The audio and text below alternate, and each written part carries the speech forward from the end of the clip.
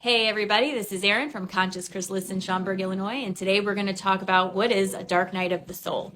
This is video 2 in the series, so if you haven't watched the first video, go and check that out and come right back. I'll wait. All right, so you've had your spiritual awakening and you've suddenly started to realize that the world is about so much more than what you thought it was. What comes next? Usually it's followed by the dark night of the soul. This is when you start to dismantle and unlearn all those things you thought you knew about yourself and the world around you. Especially for people who tend to be very religious, when they go through this experience, it can be particularly traumatic because you're starting to realize that while there may be truth in these teachings, that's not all there is.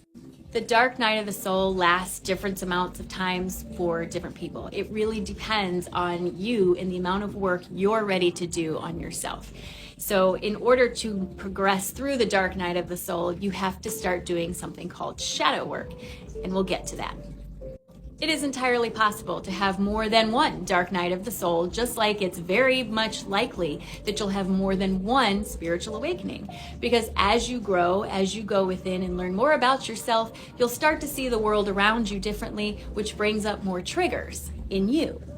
These triggers that are buried in you are purposeful. They are there to show you the issues within yourself that need work. When someone triggers you, it's really a gift because it's showing you what you need to work on. And the only way to get rid of your triggers is to disarm them. The only way to disarm your triggers, once again, is shadow work, which we'll get to.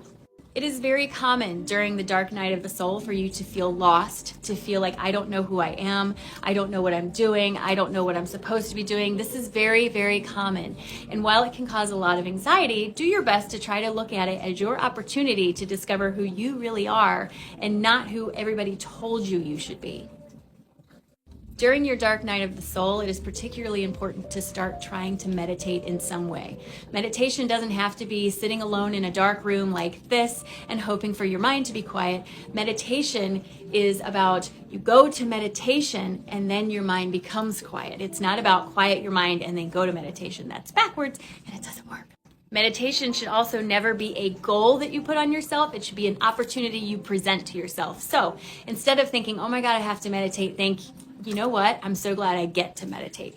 Approach it like that. And if it doesn't work, when you're sitting there, if you can't quiet your mind enough to get some inspiration, let it go and try again later. Don't put it as a goal. Don't block yourself, man. Energy work can also be key in this time because it helps to move around stagnant energy that's likely been stagnant for a lot of years. So seek out energy workers and have them give you some help too. See you soon.